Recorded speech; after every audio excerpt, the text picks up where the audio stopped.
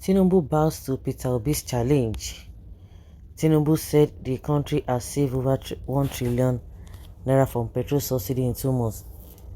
The Nigerian leader had on his inauguration on May 29 pronounced an end to the payment of fuel subsidy among others, while the move has resulted in a hike in the pump price of the commodity.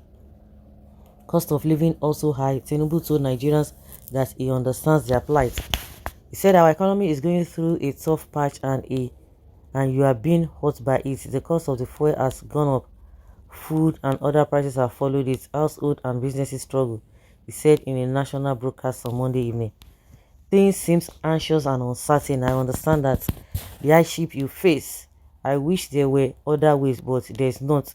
If there were, I would have taken that route, as I came here to help, not to hurt the people and nation that I love.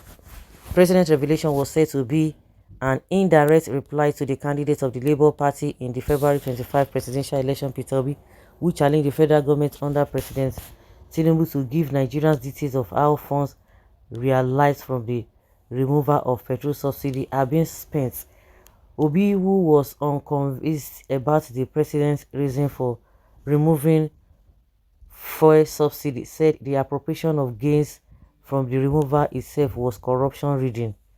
He said Nigeria needs to know the numbers of figures from the saving made from subsidy. Petrol subsidy in Nigeria is more like a criminal setup.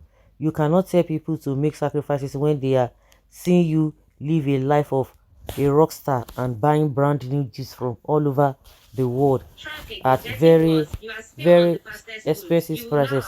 Hi. Story.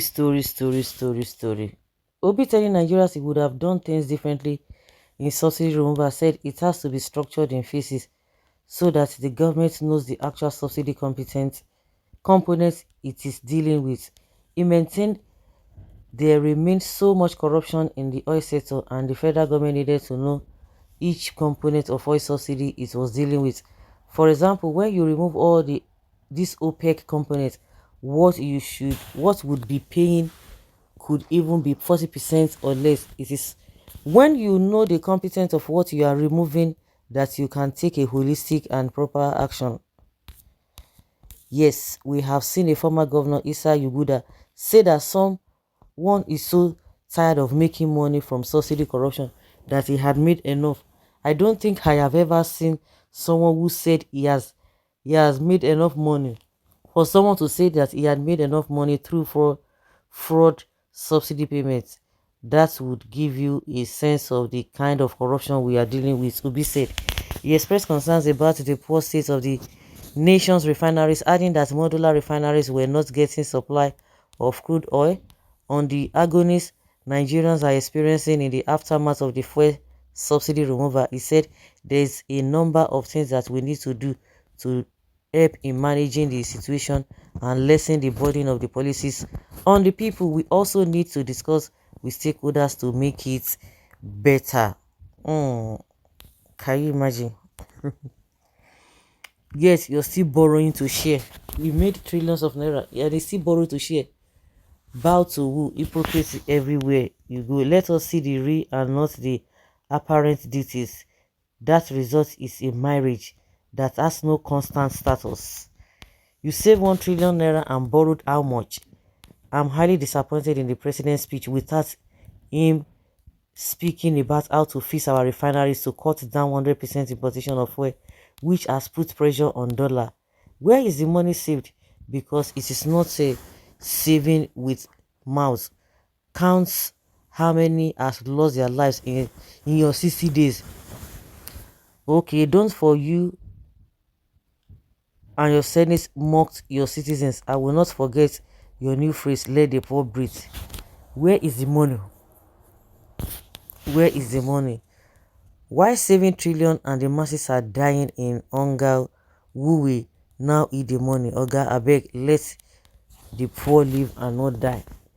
Now, you see, you don't even really hate coup in the real sense of it. You simply hate to see those in uniform carrying out one. You love when your candidate is the beneficiary of a coup, like the one that was carried on February 25th.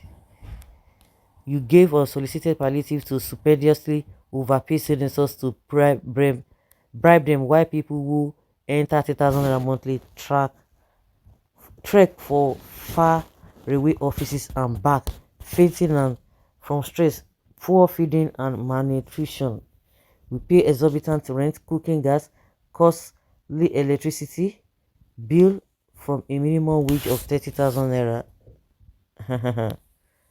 Hmm. And wow, BAS is working. Is working and the masses are suffering from hunger, disease, inflation, poverty and unemployment. And yes, he's working. He's working. Resign in peace, then go down in shame because you did not even win the election. You manipulated INEC or the manufactured technical glitches to not to upload our sweat, pain and sacrifice, our civic rights. Tinubu, you are wicked. Suffering of poor won't allow you rest. You will keep misbehaving any day. Anybody supporting the evil you did will not go unpunished. You don't love cook, but you love grab it, snatch it, but you can't run away with it. God and girls are watching judiciary.